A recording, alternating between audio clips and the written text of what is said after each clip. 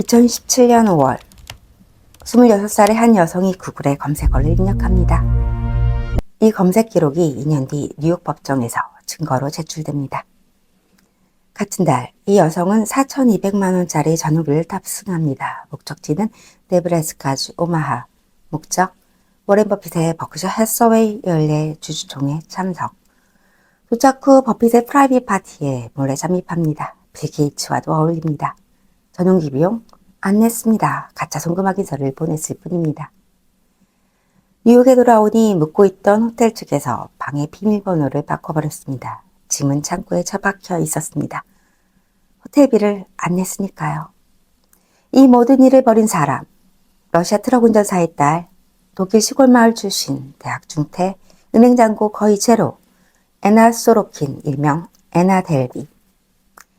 지금 넷플릭스에서 전 세계 59개국에서 상위권을 휩쓸고 있는 한국 드라마 레이디 두아, 가짜 럭셔리 브랜드로 상류 사회를 지배한 여자 사라킴의 이야기입니다. 그런데 현실의 애나 델비는 사라킴보다 더 대담했습니다.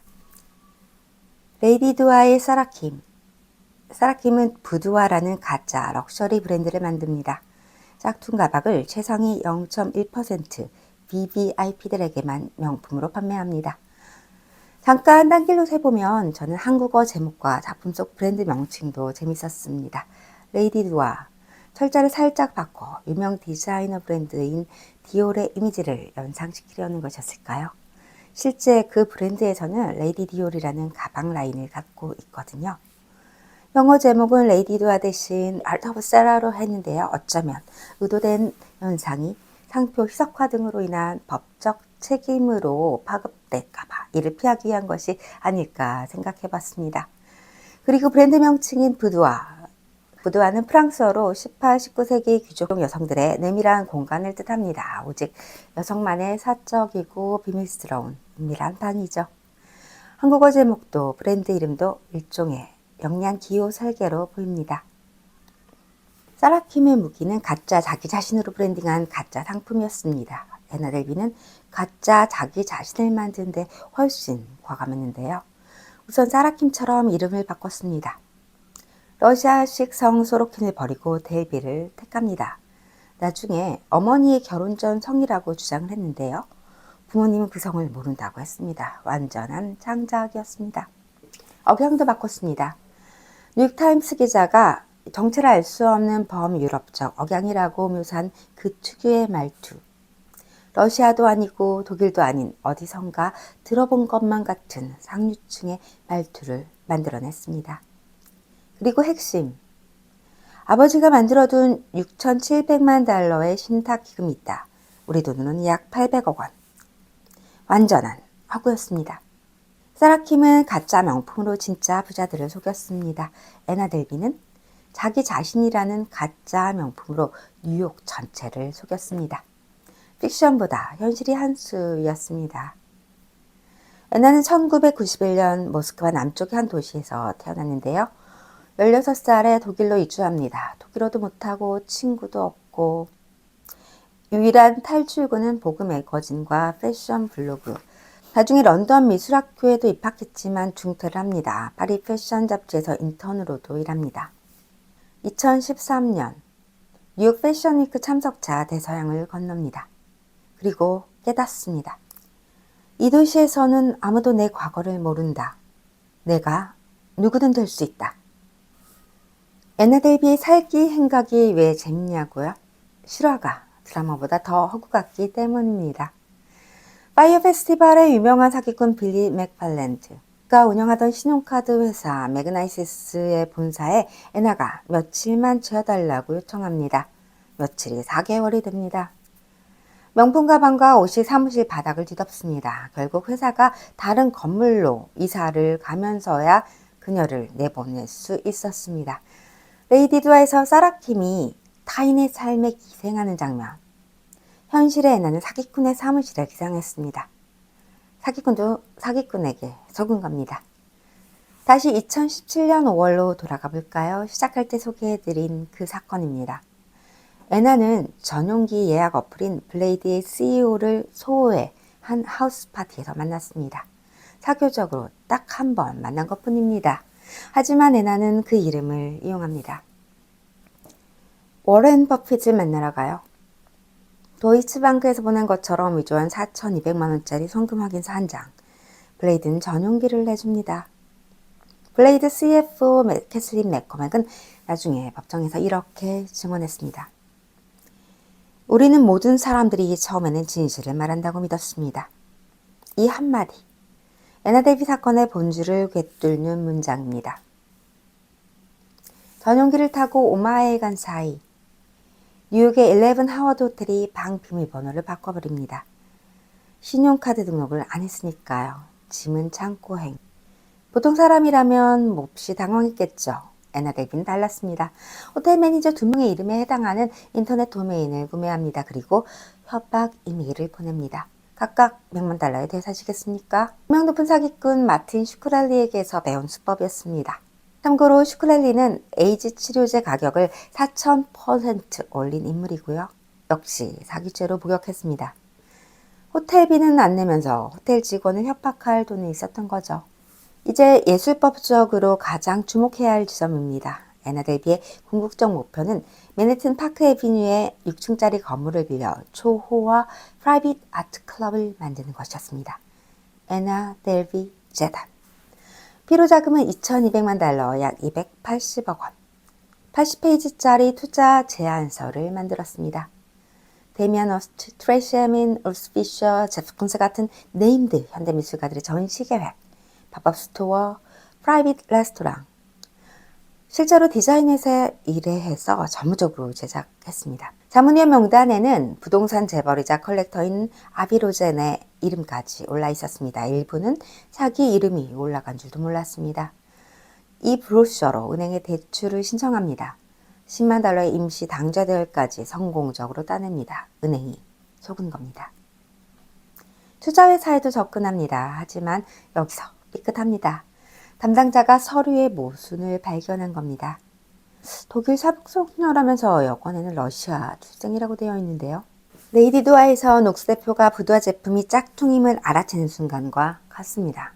사기는 결국 한 가지 디테일에서 무너집니다. 2017년 애나는 친구 레이첼을 모로코 여행에 초대합니다. 내가 다 낼게. 세계 최고급 리조트 1박에 $7,000, 약 900만 원 하는 곳이었어요. 그런데 체크아웃을 할 때 애나의 카드가 전부 거절됩니다. 잠깐만 내 카드로 결제해줘. 뉴욕 돌아가면 바로 갚을게. 베니티 페어 사진 에디터였던 에리첼. 회사 법인카드까지 긁습니다. 총 $62,000, 약 8천만 원. 뉴욕에 돌아와도 돈은 돌아오지 않습니다. 독일에서 송금이 지연되고 있어. 은행 절차가 복잡해서 그래. 레이첼이 다른 지인들에게 연락을 합니다. 그리고 충격적인 사실을 발견합니다. 모두가 애나에게 돈을 빌려줬고 모두가 서로 다른 버전의 가족 이야기를 들었습니다. 레이첼은 경찰에 협조합니다. 함정수사를 했고요. 마침내 2017년 10월 말리부의 재활센터에서 애나 소로킨이 체포됩니다. 2019년 맨해튼 주법원 재판이 시작됩니다. 그리고 여기서 애나 소로킨은 또 한 번 세상을 놀라게 합니다. 재판에 스타일리스트를 고용한 거예요. 매일 다른 디자이너 옷을 입고 법정에 섭니다. 법정을 패션쇼 런웨이로 만들어버린 거예요. 언론은 열광했습니다. 오늘은 애나 데이비가 뭘 입고 왔을까? 이게 재판 내용만큼이나 뉴스가 됩니다. 레이디 두아에서 사라 킴은 허름한 옷을 입고 잔반을 먹으면서도 대중 앞에서는 완벽한 이미지를 유지하지요. 애나 데이비도 마찬가지. 체포되고 기소당한 상황에서도 이미지 관리를 멈추지 않았습니다. 자기 자신이 브랜드인 사람은 끝까지 브랜딩을 합니다. 애나의 변호사 토드 스포덱은 프랭크 시나트라의 뉴욕을 인용하면서 변론을 시작합니다. 애나에게는 약간의 뻔뻔함이 있었을 뿐입니다. 모든 사람에게는 조금의 애나가 있습니다. 모든 사람은 조금씩 거짓말을 합니다. 흥미로운 방언을 올렸습니다. 뻔뻔함은 범죄가 아니라는 것. 그리고 뉴욕 상류사의 규칙은 원래 될 때까지 척하라 라는 것. 하지만 법은 달랐습니다. 유죄, 대절도 3건, 절도 미수 1건, 서비스 절도 4건, 총 8건, 4년에서 10여 년의 징역, 벌금 24,000달러, 배상금 약 20만 달러. 교도소에서 4년 복역한 후 모범수로 인정받아서 가석방됩니다. 그러나 6주 만에 비자 만료로 이민국에 체포됩니다. 애나는 2022년 10월 보석금을 내고 나왔고요. 가택 연금 상태로 GPS 발찌를 착용한 채 다시 뉴욕에서 지냅니다. 그 사이 넷플릭스가 그녀의 이야기를 드라마로 만듭니다. 애나 만들기. 공개 첫 주 전 세계 1위, 넷플릭스가 지불한 금액은 32만 달러, 약 4억 원입니다. 이 돈으로 배상금과 벌금을 납부합니다. 2023년에는 하버드 대학 MBA에서 사업가와 사기꾼의 경기에 대해 강연도 했습니다. 2024년에는 미국 인기 예능 댄싱 위더 스타즈에 출연합니다. 전자 팔찌를 차고 춤을 춥니다. 2주 만에 탈락했어요. 그리고 진행자가 물었습니다. 이 경험에서 뭘 배웠나요? Nothing, 아무것도요. 인터넷이 폭발합니다. 할로윈에는 전자 발찌를 차고 나띵 팻말이 유행 코스튬이 되기도 했습니다. 현재 애나 소로키는 가택연금 해제 후 뉴욕에서 살고 있습니다. PR 회사도 설립했습니다. 이름은 아웃러 에이전시, 무법자 에이전시. 뉴욕 패션 위크에 모델로도 섰습니다. 전자 발찌를 차고요. 감옥에서 그린 그림을 팔아 34만 달러를 벌기도 했습니다. 팟캐스트도 합니다. 추방 재판은 아직도 진행 중입니다. 여기서 잠깐 여러분에게 질문을 하나 드리겠습니다. 우리는 왜 100달러 팁을 주는 사람의 통장 잔고를 의심하지 못할까요? 애나 소로키는 은행 잔고가 거의 제로였습니다. 그런데 뉴욕 최고의 호텔, 최고의 은행, 최고의 변호사들까지 그녀에게 속았습니다. 이게 어떻게 가능했을까요? 애나 데비가 사용한 핵심 심리 기술이 3가지 있습니다. 첫 번째, 비싼 팁을 활용한 신뢰의 선취. 애나는 돈이 한 푼도 없는 상태에서도 호텔 직원이나 서비스 종사자들에게 100달러짜리 지폐를 팁으로 남발했습니다. 약 14만 원. 생각해보세요.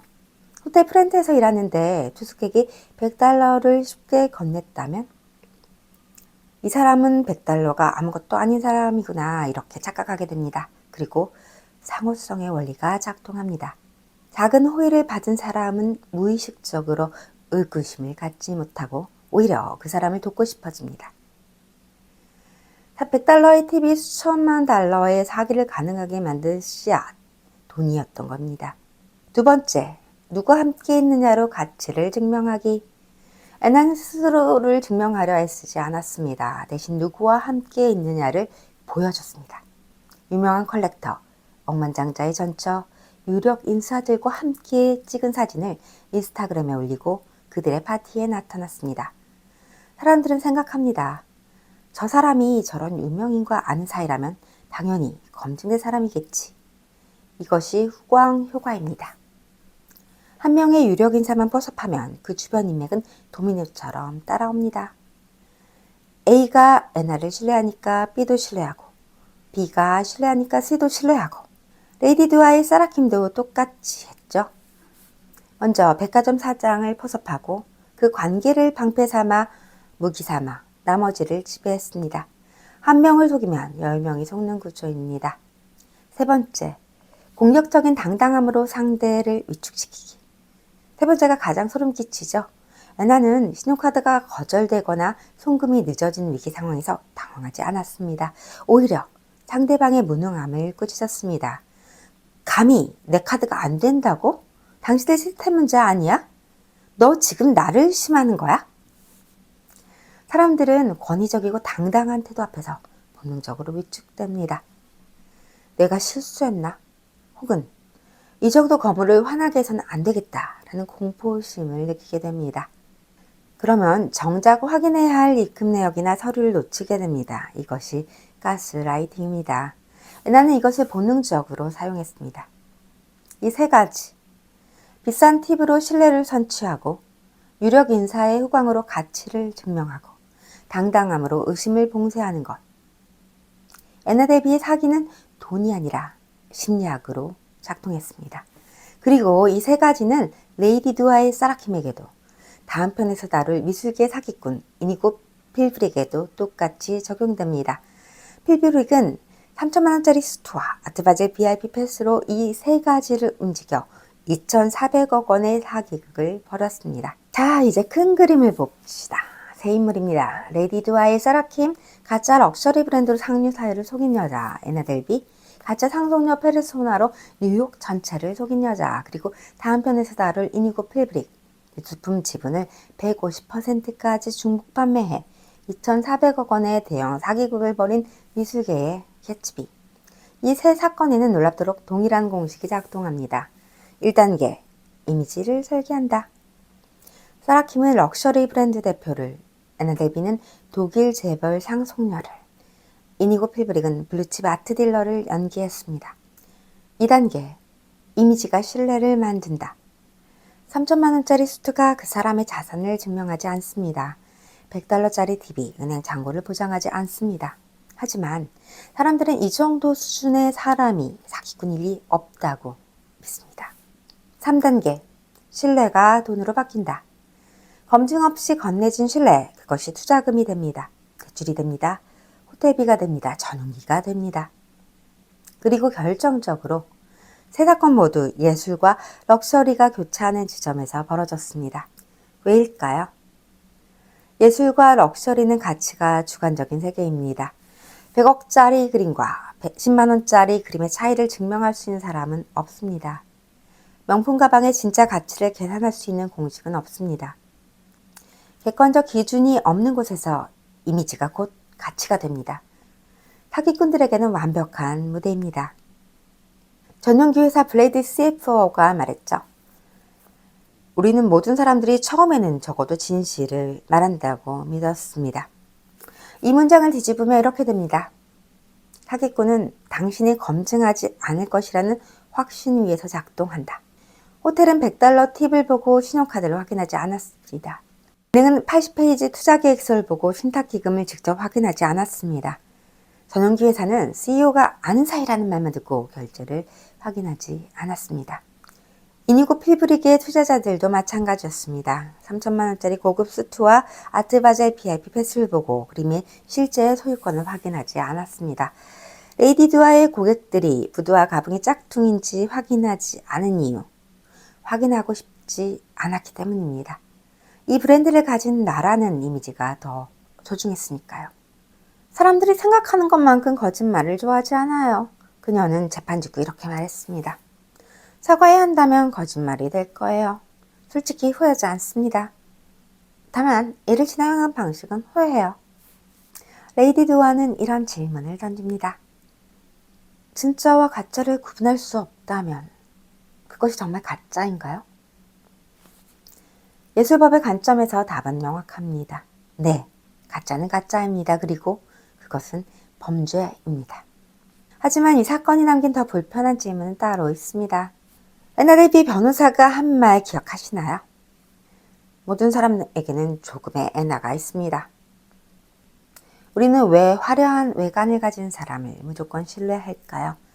왜 100달러 팁을 뿌리는 사람의 은행 잔고를 의심하지 않을까요? 왜 아트 파운데이션이라는 단어 앞에서 경계심을 풀까요? 애나 델비가 속인 것은 뉴욕의 부자들만이 아닙니다. 화려함은 진짜라는 우리 모두의 편견을 이용한 것입니다. 다음 편에서는 이니고 필브릭을 다룹니다. 애나 델비가 자기 자신이라는 브랜드로 수십억을 속였다면 필브릭은 미술품이라는 브랜드로 2,400억 원의 사기극을 벌였습니다. 100억짜리 바스키아 그림 한 점의 소유자가 3명, 소유권 합계 150%. 물리적으로 불가능한 사기의 구조, 그 이야기를 들려드리겠습니다.